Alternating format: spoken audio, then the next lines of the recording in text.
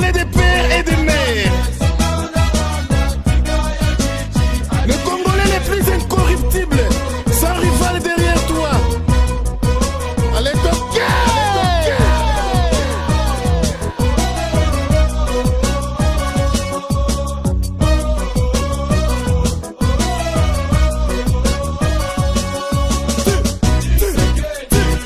Père de la démocratie, le premier docteur en droit au Congo.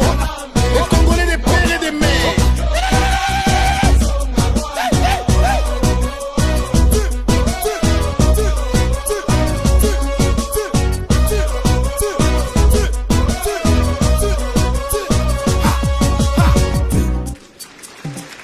Everybody put your hands up! Bolela te, polite ganambe. Bolela te, polite ganambe. Bolela te, polite ganambe. Papa na ye, mama na ye, bandeko na ye, famille na ye, bakolabo, ibota na ye. Sans rival, l'émission Yabaye Baloula Changement. Oui, on est là pour le peuple. Nous, on restera serviteurs du peuple. Oui. Aujourd'hui, ce sont des combattants qui font la loi dans tous les coins du monde entier. Oui, ce sont des combattants ou rien. Parce que tout moni mou pepe belé et ningani pe mboka lelo Kabila Hippolyte Kagame bazoko kako diriger bien té parce que ba combattant ba téléma qui ba bimisi bité de vote Kabila ayeba ki na ko crochet déjà numéro 3 ya solo ba combattant ba téléma qui na poto ba sali ba marche pour la ko talisa été Hippolyte Kagame n'est pas aimé Bishop pas de mulolo téléma qui a talisi batou o ezali ba révélation belé sur Hippolyte Kagame et plan de balkanisation.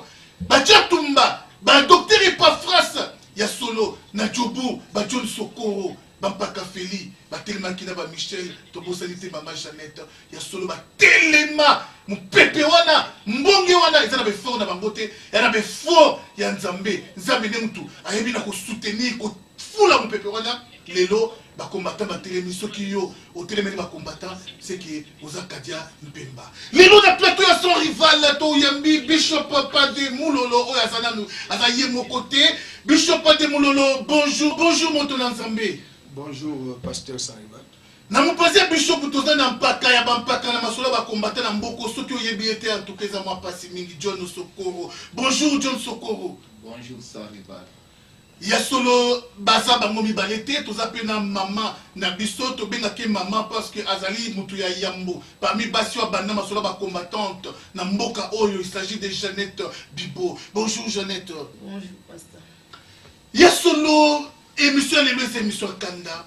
Eza émission ya Kanda makasi par oseke Hippolyte Kagame baza ko s'entêter, aza ko s'entêter malgré toutes les manifestation ça les malakono sur le monde Hippolyte Kagame ko s'entêter mais suka na nango ezate ke to bengane susu mais suka na ngo ezande akufa o mishopaloba akatwa adaye alors moto na Zamba ya kala révélation belé tina te ko poser la question belé a pied bisabiso nini oya memeli biso lelo na son rival Bishop pas de Mulolo malobese pas na. Merci beaucoup toza doyen John Sokoro parce que na maman na biso ya maman ya yambo première dame ba combattante et résistante Jeannette sur to l'équipe boyese que to lingi to lebisabino makambu o izolika na mboka na o pezolika na Johannesburg dans l'Afrique du Sud so monine di ndekonanga John Sokoro aleki donc ba leka mingi te para Philippe leka mingi te donc so ba leki texo likambo ezali so ko moni Michel aleki même ba leki na Dieu aleki c'est que likambo ezali. Mais là, on a lingi ko isa bandeko. Tout ça que mission na yo na sans rival na John Image. Tout ça que mission de l'excès on a comme Mikili, le autre na bana Mikili pour na koloba ke bana Congo mutako rekile azate. Nako marché ba monter. Lelo na ye ko yebisa Hippolyte Kagame alias Joseph Kabila. Na bandeko na yo nyonso bobima na Congo. O nyonso azali Rwandais. Bobima na Congo. Congo au Congolais, Rwanda au Rwandais. Ndenge Angola aux Angolais, Belgique aux Belges, Français aux Français. nazo senga nazo ezali ko senga te, c'est un ordre. J'ordonne à tous les Rwandais babima na Congo dans l'immédiat. Soki bobimite to pesibino une semaine. Oh, nous allons lire Rwandais, alias Joseph Kabila, alias Jeannette Kabila, alias Zoé Kabila, alias Selemani Kabila, Ruberwa, Moïse Nyarugabo, Kengo Wadondo, Deo Rukwiza, Bisengemani, Vital Kamere, tout celui qui est rwandais, to boyibino na Congo, c'est maintenant ou jamais. Parce que bientôt l'assaut final, opération assaut final, tout celui qui est rwandais, à partir de Yo Inyendi, Hippolyte Kanambe, Bima na Congo. Après une semaine, Soko Bimite, na Sokoli Maboko la Ponce Pilate, Oyo Kome la Bino et Kome Libino. Parce que, comment on peut expliquer agression Oyo, ba Esperia, Nations Unies, ba lobby, Monesco a lobby, ndeko na biso baza na Est, tout basoda M23 bazoye bisa bango que nous sommes des Rwandais. M23 ce sont des Rwandais qui nous attaquent. Ezali rébellion, ezali agression. Na 98, 96 plutôt, Kagame a lukaki couverture nationale. C'est-à-dire quoi? A placé Liboso Nani, Babengi Mouzé Kabila. Le malheur du Congo c'est lui. Il n'est pas Azali Nani éroté. Lelo ok Moussa Nyamoussa zo pese mboka tshelo boko boye. Alimiso couverture nationale. Yana zo senga na bino a Yo Hippolyte Kanambe alias Joseph Kabila. Bima na Congo, ba Rwandais nyonso bo bima na Congo. Soki bo bimite, tozali toujours na continuité ya opération 1998 suite et fin. Yana zo senga na bino to fongoli couloir en tant que serviteur de Dieu évêque bo bima na Congo. Bobi Mana Congo, trop c'est trop. 2 millions de déplacés. M23 Mdekonanga Sokoro, Banda Yeka Kalamingite, 200 000 morts. Des femmes comme ma soeur, ma fille, bazo violé Bango. Banda ya 18 mois bazo violé. Les Rwandais Bobima na Congo. Les Rwandais Bobima na Congo, si vraiment Pemawa, ça c'est le mot d'ordre du général Bishop Élysée, pas des moulolo. Il y a solo, toujours continuer toujours, il y a solo combattant. Des combattants, respect na yo, John Sokoro, Lobinin. Merci Mingsa Rival. Et là, on a eu la bête à 7. Batu bakanisa iba Rwanda bakanisi ke Bishop Élysée Azaye Moko. Ba mona ki sa rival Azaye Moko na John Image pour na opération balansaki ke opération Boma Rwanda Tikanyoka. Ba ko sanate ke baza bango moko biso tout oza sima na bango kutu na mona to bandi ko boma te fallait to banda ko boma to banda de action po bango pe ba bomi trop surtout M23 nde Bishop a uti ko loba awa 200 000 morts. 200 000 morts mais biso na to bomi te do ba komi ko monde la biso ya osakana te omoni elo we pe ça la passe neni M23 mongo o ebimi ezana na circulation na Congo te mais ba fouti ba soda M23 na mbongo wana Hippolyte Kanambe. Donc eloko ya M23 eza Joseph Kabila. Mais na moni ba Thomas Luwaka. Thomas Luwaka na moni ba badi banga ba na conférence moko na Hippolyte. Donc lobi na la liberté elle na tala en internet na la liberté. Bon on a te baza ko avec les biso. Mais pourquoi pas ba bomi mbala moko? Mutazuite batiki chichiwa chicha salagite opposition eza Thomas Luwaka a opposition te naza senga na peuple congolais atia Jean-Pierre Bemba maboko Jean-Pierre Bemba abima poto benga na Thomas Luwaka wana donc aza opposant te aza na kin mais libumu na ye nyoso te ezala na kinga kati bango tout ba politicien Congo tout mabumula bango atako azana Kivu mais libumuna ye kinga kati donc mabumula bango tout kinga kati elo na ngene na loba yango wana. Oui, John Sokoro, merci beaucoup. Tokozongela bino lisusu Jeannette. Et c'est la coupe pas c'était ndenge ba bien encore Jeannette Kabila pe mususu kuna pe babe ke Jeannette Kabila o kana ndenge nini yo pe Jeannette ye pe Jeannette oh Jeannette ya bien nga za Jeannette ya congolaise ya za Jeannette ya rwandaise donc ça tout ça la différence mais et ça la passe Congo nga na moi to bundelaka batoma luwaka wana te John Soko to bundela Congo c'est to bani ko tala batoma luwaka na banani wana to ke place to kende ne esika morote mais basa la bundela Congo to bundela Congo to bundela toma luwaka te oyo ezaka neti bozo sa rali oyo ko ya botiki ebino bo continuer il faut to continuer kaka muto ake kozwa mbongo na epa Hippolyte botiki ake kozwa biso to continuer to lemba te donc nde toza boye tobanda obundaka kaka parce que bashebe ya bakufa na mona ndiye bato musu balamuka bamatungulu bakufa bato musu balamuka bazobunda donc biso pe loso toza te bato babunda nga na mona afoto bunda tomalo waka soka ke azwi to ti dongoli epembeni biso tozo continuer na lit na biso lit otokotika te to bundela peuple to bundela Congo et non tozo bundela parti politique moko non tozo bundela Congo. Jeannette ndenge ba Rwanda ba kepesa memo na Nations Unies na Vatican et puis na Londres contre Bishop Élysée pe son rival oya bimisa ki vidéo wana sikona ba Rwanda wana ozolo banini mais Bishop a ça démontré que bango pour na génocide ça la malamboka pour ni ça l'accès qui bango mamnyo surtout on les a ba maligance bazo ça là juste ka pour na déstabiliser mouvement musu ko bangisa bato ba ozala na foi te bato ba ozala na peur ba otika oh biso to yebi ke to otika te to continuer ka ko bunda to za vraiment ko continuer ko bunda to lemba te pasteur to bunda to continuer ba émission ko leka so nga lekite ba omona Bishop ba no leka kaka ando leka o sala intervention et loko nyoso to ko leka to omona ngo eza contraire na mamna biso ambuka to leka. Merci beaucoup Jeannette Bishop Papa de Moulolo. Vous ne trouvez pas que tous allez qu'on soit stratégie belé pour la kobundisa ko intercaler français à M23 parce que bah la plan ya ko balkaniser Congo oui c'est bien mais vous ne trouvez pas que le mieux serait de se débarrasser d'abord d'Hippolyte Kana pour faire il est loin to bosani moi Hippolyte Kana mais tout le monde la guerre est oh ils ont la distraction pour l'été to ko luka kaka to barrer yemoko Hippolyte Kana na mboka au moins la plus ma guerre aussi là. Merci beaucoup. Il y a un autre ba congolais nyonso ya diaspora à travers le monde, même ba kinois surtout banakin alors que na pesi ordre. Nazanga Morote, Tozana John Sokoro, Pakafele Azali, Michel Azali, Dieu Azali, Anaconda Azali, Trezege Azali, Divagation Azali, Colonel Boutou Boutou de Wapeti Nakaba Azali, Wapeti Amsou Azali. Donc, Nazo Senga na combattant nyonso. Cible na biso Azali, Hippolyte Kanambe na Rwandais. Na minute yoyo, eza ordre na utikoloba. Bobima na Congo.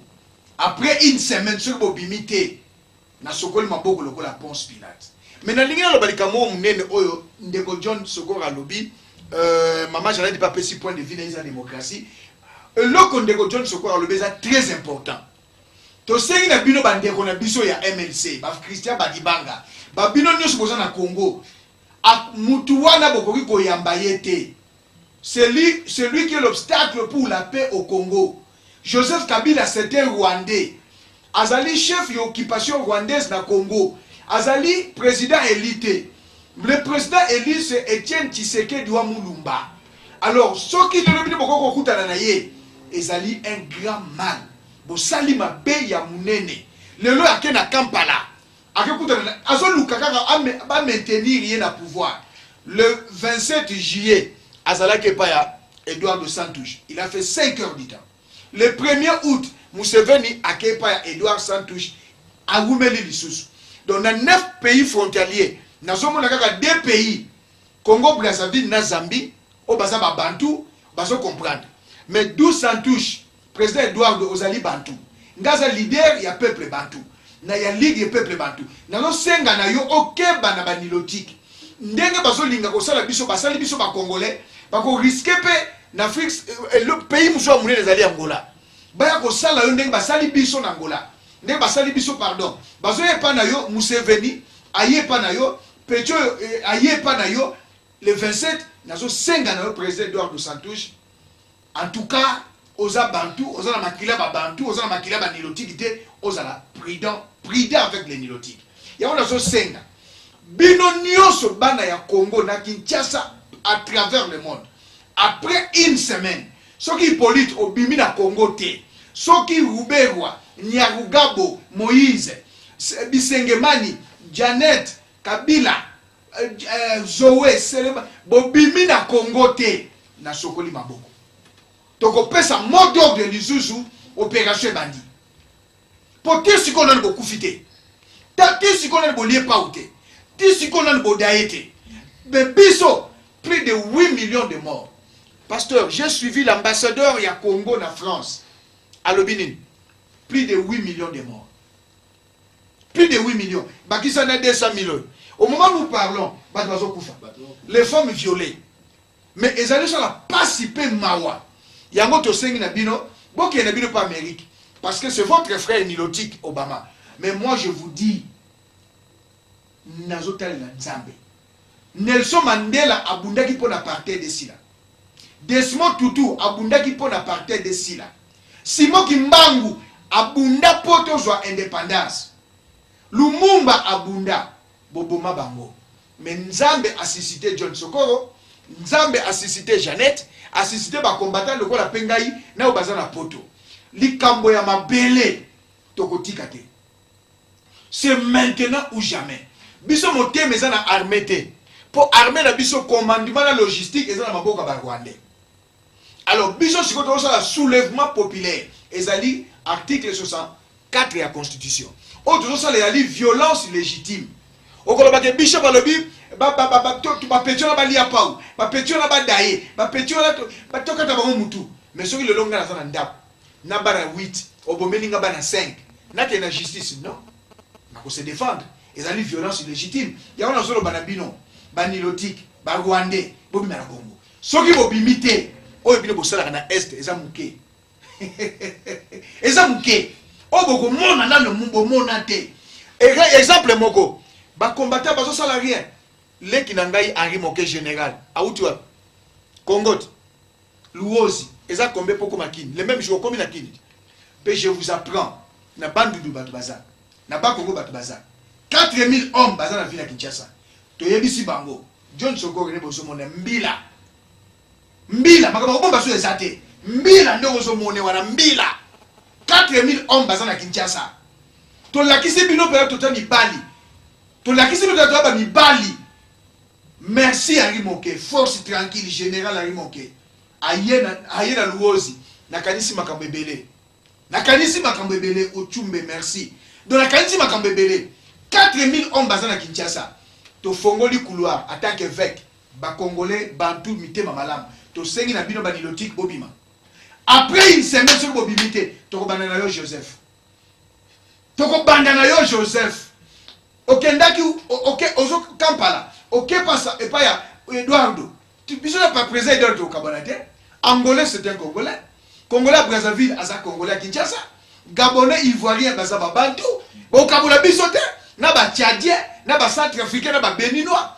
Bino boye na mboka na biso, bozali ba éleveur. Bozali ba tumoko ba nomade. Peuple moko instable. Hein? Boyesu bo sakana na biso. C'est maintenant ou jamais. Moutoua lemba te na combat. O kombe lembi na friti ba combattant bazalaka te. O so kombe lemba mais le basali pétition contre ba congolais te. Moi j'appelle cette pétition ça contre Bishop te, contre diaspora.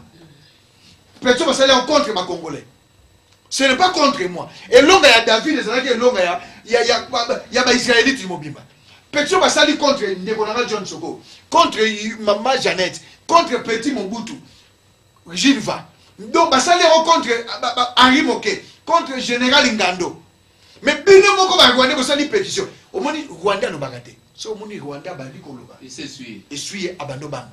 Basali insécurité. Boza mkieboye. Net gutu ya mai na océan. Tala toko lia bino. Toko dame bino. Toko tafuna bino, toko boku ta bino. Une semaine bobima. So bobimité 4000 hommes bana Kinshasa. Bishop Pepe de Moulolo Yasolo, vraiment, Ezali, Passi, Pemawa, c'est maintenant où je mets, tous les Congolais doivent se lever. Les Congolais nous sont, il faut vraiment bas la mouka na pongi parce que tant auto komi ezata moko ya mabe makasi. Tout l'autre, la dakio awa bakutani, Kabila, na Museveni, tout ça, mais au lobby, ce qui a été vraiment l'objet à Masolo Nabango. En traité, on les a qui nini. Ils arrivent vraiment nini juste. Merci Mingsa Rival. À traiter, on m'a évité. Et ça, il y a la bango. Et ça, cop la bango à Rwandais. Problème est allé à Oya Makasnini. Kabila na Kagame na sommet na bango ya Oya Oezalagi na Éthiopie. Na Addis Abeba bakutanaki. Basale pe na Museveni. Ceux ba Congolais ba oyebate. Kabila na benge kutu kombo Kabila, je m'excuse pour Kanambe, Hippolyte Kanambe bazongaki vol moko avion ya Museveni bakiti na Kampala. Bazongaki vol moko bakiti na Kampala. Arrangement basala ekuna biso na bino to ebité. Après ayo zo avion akiti kin, avion na ye zo ye akena kin. Mais oya kute na ba politicien. Pona mona na ITV na news na lobby na Tongo qui sommet mego zala na Kampala eza Museveni ezali Kabila na Paul Kagame ba osolo masolo nini pe gouvernement la biso eko kende kula ba osolo la nini po ye déjà ça sala arrangement kuna elo mo ba kende solo la kuna ezate ya mala peuple atelemela likambo makasi soki ba ko kende kuna Kabila ko kende kuna te Mutu oya kokende kuna otoyebi ke a président de la République eza Etienne Tshisekedi. Pe Etienne pa okende ozala kuna te Kagame na Museveni bakolo ka renaître ba kokuta na Etienne Tshisekedi. Au président Eli otoyebi ke président ya Congo eza vieux Etienne, vieux Moïse. C'est bien John Sokoro Yasula Vok qui n'est pas maman Jeannette, tout ne suis pas Bishop Élysée. Yasula Motona Nzambi combat lelo oyo ekomi wapi parce que tout le monde a comme si dans les temps bah tu vas que Hippolyte ça un mois ça démonter lelo guerre mais même tout moment va troubler alors ba stratégie nini oyo ya so ba stratégie so bisamo la télé mais en passant to comme niveau nini espoir ya public espoir ya peuple et c'est pas na bino ba combattant et pas na biso ba combattant ce que tout ça ba moni na moment oyo comme na tango conquête batu nyos boye ba bozolanda ngai na bana mikili jano kabuya à travers le monde na ba YouTube tango komi to conquérir mboka na biso to benga na banguna to conquérir ka Kinshasa te pour Kinshasa c'est la capitale to conquérir ba preuve ba nini ba territoire na biso nyonso ezonga na maboko ya ba congolais mais à ma qualité de évêque en anglais bishop na fongoli couloir elongo na John Sokoro mama Jeannette ba combattre to bakole kambala moko te to fongoli couloir na ba combattre ya monde entier to lobby bobima na malembe. Comment expliquer yo Hippolyte Kanambe Joseph Kabila aujourd'hui c'est ba solé na Goma ba longwa ba ke na Bukavu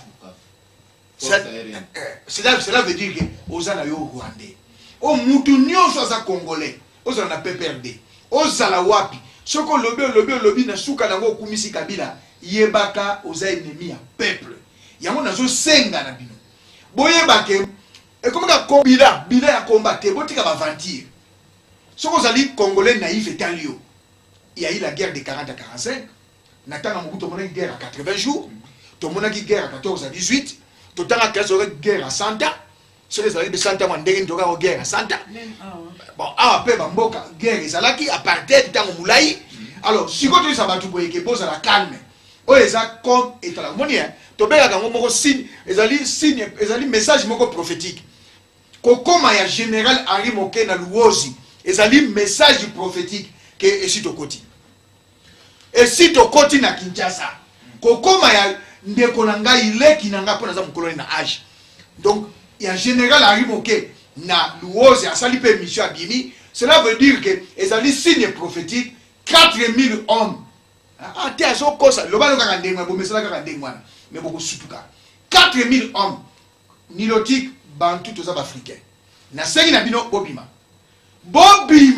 c'est un ordre je ne demande pas naza ko ordonner bobima ne ba benga ba to benga ba démon parce que nilotique c'est un démon allez bobima oya ko tia mutu makasi moto nilotique je te chasse au nom de Jésus. Ah donc les nilotiques je vous chasse au nom de Jésus. Rwandais je vous chasse au nom de Jésus. Et premier Rwandais ali Kabila Joseph, son vrai nom c'est Hippolyte Kanambe. Tolobi Bima Naba Janet Bino Nyoso Bo Bima. Soki Boboyi Zoé na petit na bango Selemani na bisengemano ya général. Bino Nyoso Bo Bima. Soki Boboyi après une semaine te sokoli maboko bisenyoso. Parce que dans un cas moi, soki Rwanda a koufi crime contre l'humanité, génocide, crime de guerre. Mais on les Congolais va se koufa. Les Congolais va se violer. Donc, Congolais za nyama, Congolais za mpuku, Congolais za libata. Tala, on est de solo bako. Na ba collabo bazali en Afrique du Sud. Ba so la ba distraction. To bombi masolo wana. Mais to solo bana bino bozo na Kinshasa. Bana Changu merci. Bana Lukunga merci. Bana Moamba merci. Bana ya Funa merci. Bozo na ba combo. Bozo na ba liste. Une semaine. Et Koki bozanga na Kimi Hippolyte Kanambe. Petit Zakaro le baki Mobutu Kima, Moussa Zobal Ao. Mais obi siko ya uzwanini. Joseph Kabila uzwanini Zakari, obi Joseph Kabila lo uzwa. À suivre. Yasolo, c'est ça l'attente du peuple congolais. Le peuple congolais fait quand il dort et le grand matin, Ayokaki, Hippolyte Kanambe, à rejoindre Tchebeya, à rejoindre Armatou Mouloui, Bakou de fil et l'équipe Belé n'a connu sur le monde, le Charni, mais Pérénéni, mais Nangola. Batoubaza, Kobéga, la Koueno sur le monde pour la retourner en mais. À rejoindre Tchebeya, tu vas pas me place. Tchebeya. À rejoindre Tchebeya. Non, peut-être ça. À rejoindre Tchebeya. À rejoindre traître Mouzé Kabila. À rejoindre traître Katumba Mwake. À rejoindre traître Samba Kaputu. Ba traître Nde Bangoana. À rejoindre traître Moïse Tchombe. Ok, merci pour la correction, Bishop Papa de Moulolo, oui, Tokomi, Kopoussa, na petit à petit, na fin, il y a tronche d'abus, mais moi je vous rassure, na baino so baza kotungi samaki, un des 4 matins, solo bokoyo kakazate, tangu, Moussa Koufaka na veille nango, je pense que c'était comme, ils allaient net mikolonioso, batubalia, bazo mela, bazo vaquer na occupation na bango, mais, Mouzé Akoufaki. Alors il n'y aura pas un son de cloche noué Kobeta. Kaka Akoufa lobi na tongo. Akoufa lobi na tongo te. Kaka neto la to la mukaka. Boyo kazali susute. Malobana mère Jeannette encouragé pe bande ko maman d'Afrique du Sud abatel ma pe na combat maman Jeannette solo combat basi. Tout ça besoin pe basa lebele. Te basi bazana bon eza problème moko ndeka ba priva biso ba marche, ba priva biso ba réunion et on de ça net mois de stabilisation mais tous les cas comme on avait intervention Bishop Pascal Ranae ils ont qu'on faire partie d'un mouvement biso ndenge tozalaka mais tous en biso kaka c'est tous les cas déjà juste au moment to connaîtra qui la fois dernière mais tous en biso kaka to bunda to lembate. Oui, ya solo to passé na sujet toujours ya combat awa na mboka o Afrique du Sud.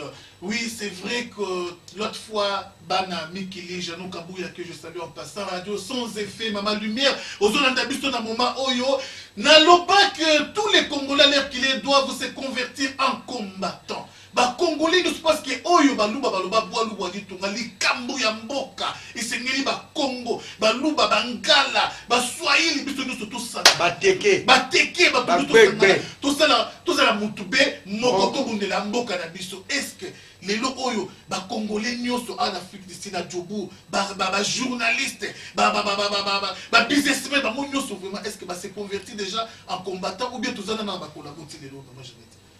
Oui, merci vraiment pour la question. Naebi tende na mona vraiment tous les Congolais dans la diaspora sont combattants. Na bomona boy mutu nyoso to za combattant ba misusu balinga ba ko mi bimisate amso ça la business te na mboka na biso po za mboka na biso mais le quoi batou ils ont occupation batou balinga ba kendete mais tous les Congolais azali combattants. O aza combattant tali ko région de peuple c'est kaza collabo. C'est Gaza Rwandais ou bien Congolais. Pour Congolais, nous sommes tous dans la diaspora, azali combattant. Tout le monde en haut, que partout, tout va combattant. Vraiment, ils n'ont pas si bien comme on a présentateur de mission. Nous na Congo, le présentateur de mission qui est belé. Bah, baza ba combattant, ba vendre la bango calme. Biso to les parce que to se sentant capable de la de la mboka on est en to les à chaque fois. Na ba émission to tsara bilongi na biso to les ba famille na biso na Congo même awa. To banga kilo ko mokote. oyo azali combattant te o soit disant ozali présentateur ya émission oza ko toucher ba combattant oza ko finga ozo sala boy okozwa problème na peuple partout dans le monde biso toza bazoba te ba ezali kama ba luba ba Congo ba nini te ezali kambu ya Congo yo soko zo telemela biso ba tozo bundela mboka wana okozwa problème na peuple o bazana na Afrique du Sud. Oui, je crois que pour les Congolais, il y a 100% ya mutu azangaka ata 2% ya mabe te mais 2% ya mabe wana mutu akozwango abimisi yango na polele abimisi yango na poasa abosani 98%. Bakombata Afrique du Sud basala ya makasi pe ti lelo bazokontinue kosala. Alors Jeannette vraiment tozosonga batotia vraiment c'était vraiment eloko wana balobi ke bakombata na jobu bazate ya solo bakombata bazali oyo bakombata bazate ya komeka wa lobi ke ba combattant na jobu bazala te okanisa ba combattant osani aya komeka aomona ke to kobomana nanu biso moko nanu a oazo ba ke ba combattant bazala na jobu te na ko insister alobi ke ba combattant basila aya komeka biso to kobomana biso moko nanu a ou bien biso na bino batu bozo ba ke ba combattant basi tozo na bino Congo pe biso na bino a to vanda a na prison mutu azoza ko sa hazarder ya koleka na be mission na ko sala ba bino ba présentateur ya be mission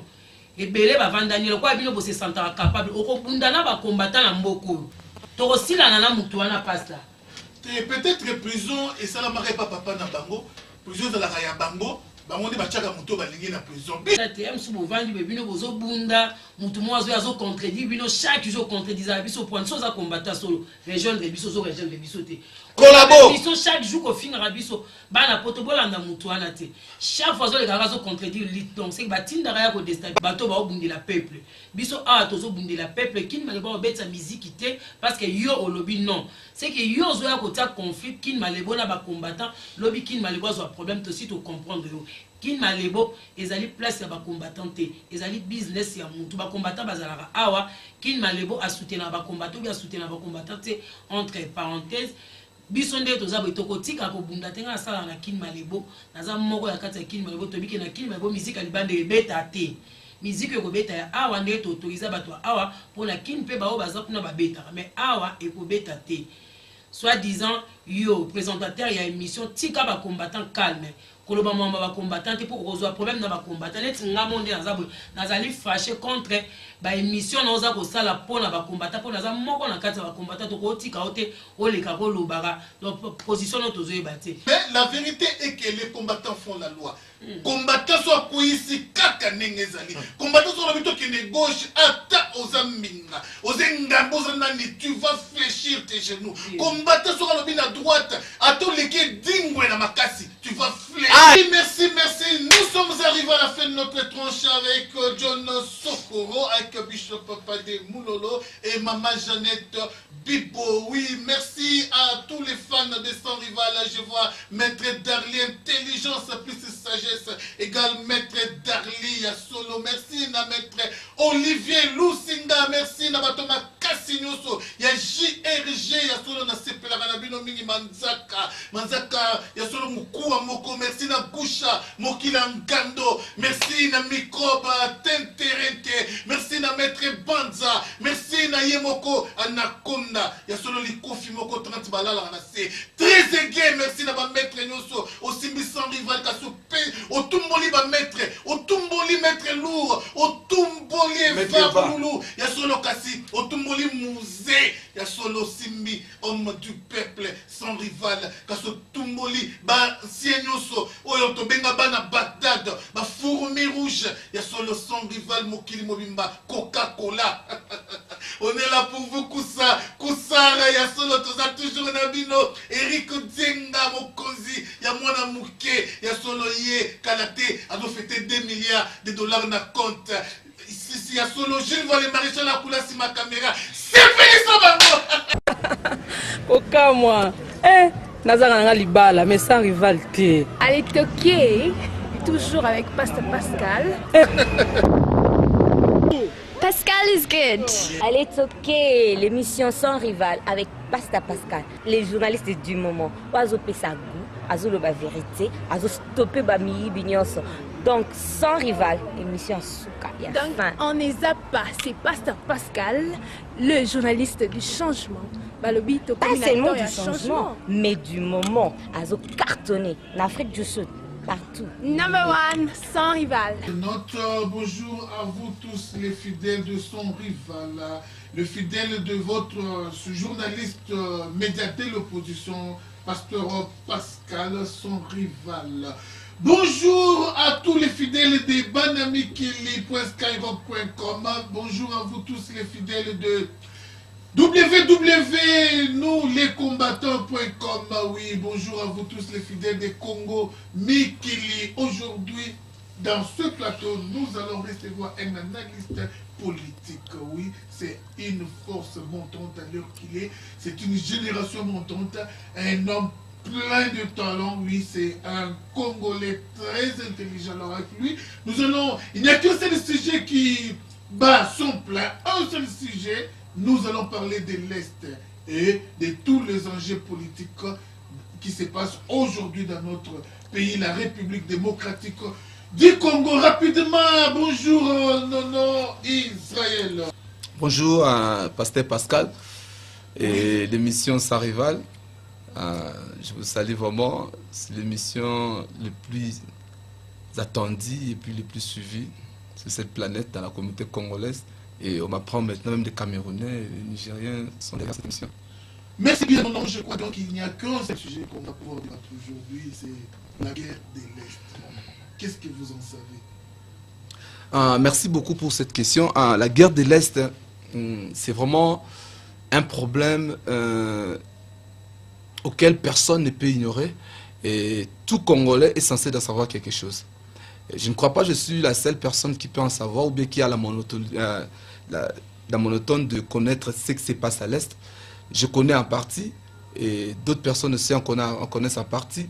C'est ensemble, si nous nous réunissons et nous mettons nos connaissances ensemble, nous pourrons vraiment aboutir à une solution meilleure pour l'Est.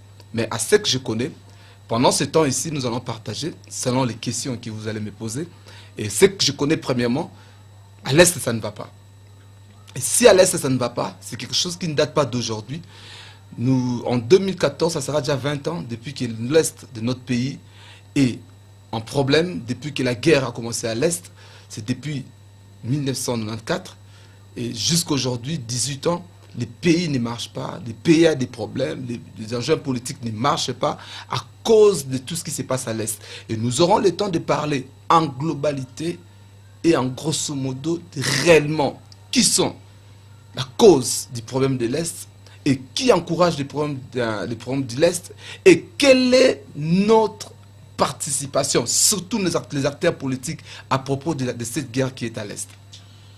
Oui, Nono Israël Yongo, je crois qu'on va pouvoir utiliser deux langues, c'est-à-dire nous allons plus parler lingala et français. Pourquoi? Parce que son rival est plus suivi par toutes les générations au Congo. Les personnes du troisième âge, nos cocos, c'est qu'on dit à lingala, nos cocos suivent aussi sans rival et nos petits-enfants suivent sans rival. J'aimerais bien que le message atteigne toute la couche de notre pays. Alors, Nono Israël Yongo, à l'heure qu'il est à ce stade, qu'est-ce que le peuple congolais peut faire?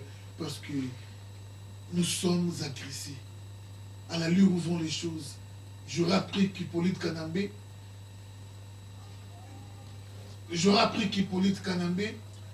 a acheté des armements à Ukraine. Et c'est lui qui fournit les M23. En dehors de ça, j'ai aussi appris par mes réseaux qu'Hippolyte Kanambe a ordonné aux militaires congolais qui sont à Kivu de pouvoir dégager et il a remplacé le militaire rwandais. Tout ça, les Congolais voient et entendent. Mais jusqu'à présent, il n'y a pas encore une forte réaction de la part des Congolais pour contrecarrer le plan des Rwandais.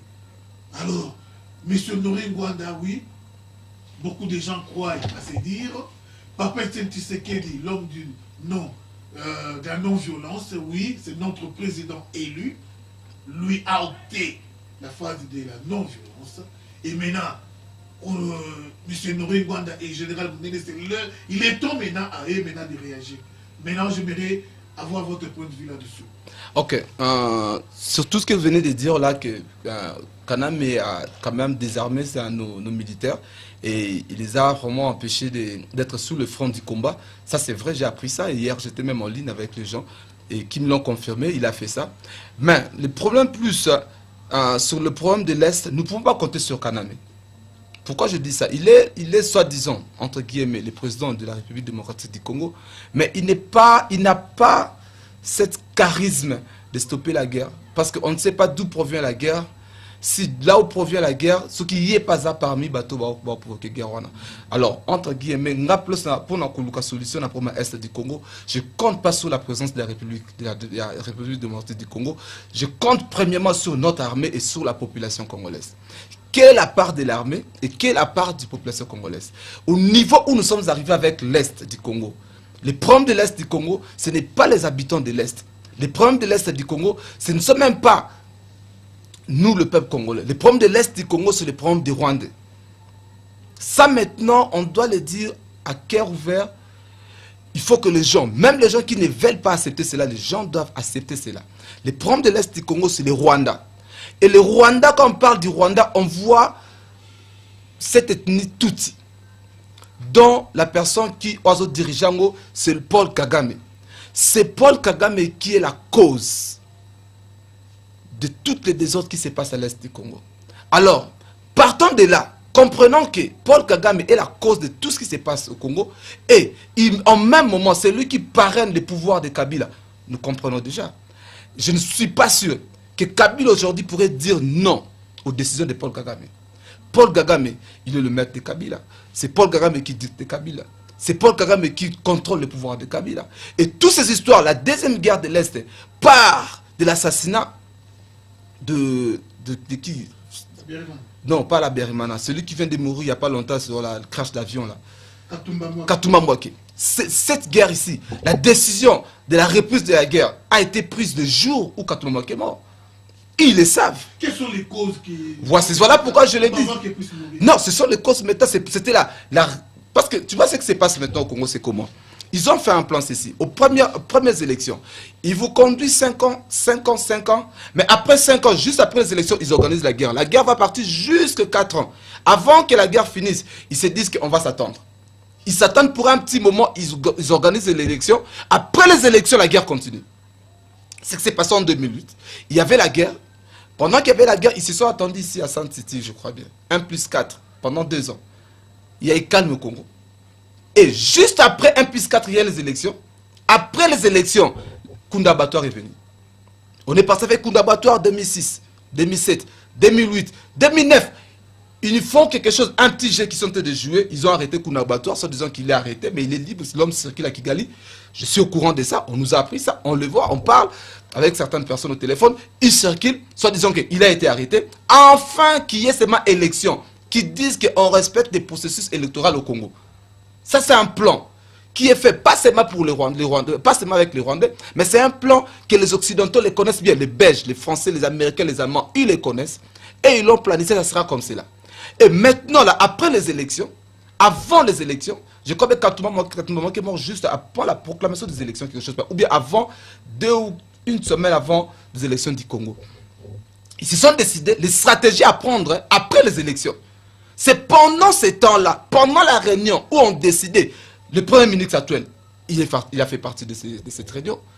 Pendant qu'on discutait avec Kagame, pendant qu'on discutait même pas, pendant que Kagame leur dictait, leur donnait les stratégies à voir, les ordres d'avoir après les élections du Congo. C'est alors que, étant que nationaliste, je crois bien qu'Katumba Mwake a assez résisté dans certaines décisions de Kagame. Parce qu'il pourrait dicter Kabila, mais pas tout le monde. C'est la cause même de sa mort, la guerre de maintenant. Et après lui, ça a continué, tout a été planifié. Matata Mpou savait ce jour-là qu'il serait le Premier ministre. C'est le jour où il savait qu'il serait le Premier ministre. Tous les mascarades qu'ils ont fait là, non, on a nommé celui-ci, celui tu dois être consulteur, les gens doivent venir te voir, te consulter. Bakutananayo, tout, ce sont des mascarades. Matata Mpou le savait avant même les élections qu'il serait le Premier ministre au Congo. Vous voyez? Alors, toutes ces choses-là, ce sont des mascarades. Et ils l'ont fait textuellement en 2006, comme ils ont fait en 2006, après les élections. Juste après les élections, maintenant, le nom a changé. Ce n'est plus Kounda Abattoir, c'est maintenant M23. D'où provient M23? Qui sont M23? Qui est ce Congolais qui est derrière? Quel est ce pays-là où les Congolais, s'ils veulent revendiquer leurs droits, ils vont se mettre à Rwanda pour rentrer au Congo? Pourquoi pas ils vont entrer par Angola? Pourquoi pas vers Centrafrique? Pourquoi pas que Côte appartient à Zambie? Pourquoi c'est vers le Rwanda? Parce que les Rwandais en savent quelque chose. Et cette fois-ci, c'est plus dangereux parce que l'homme blanc a changé de stratégie. Même Kabila là, malgré qu'il a accepté tout cela, si vous voyez cette guerre, la guerre aux autres Est, et cette guerre Moko Oyo, le peuple congolais, du plus petit au plus grand. Je vis dans la Bible où il y avait jeunes, même Banyama Bajenaki, Nassi Pasteur aux pasteurs. Bana Israël, pour la déportation, faire gêner même Banyama Balati Basaki, côte na gêne. Donc, les problèmes du Congo maintenant, même les plus petits, même moi, on a besoin de le faire côté dans les Congo Est. Parce que les Congo Est, c'est vraiment trop dangereux parce qu'ils ont risqué percussion, même dans 40 ans. Tout externaliser le problème. Il y a toujours avancé, toujours babou.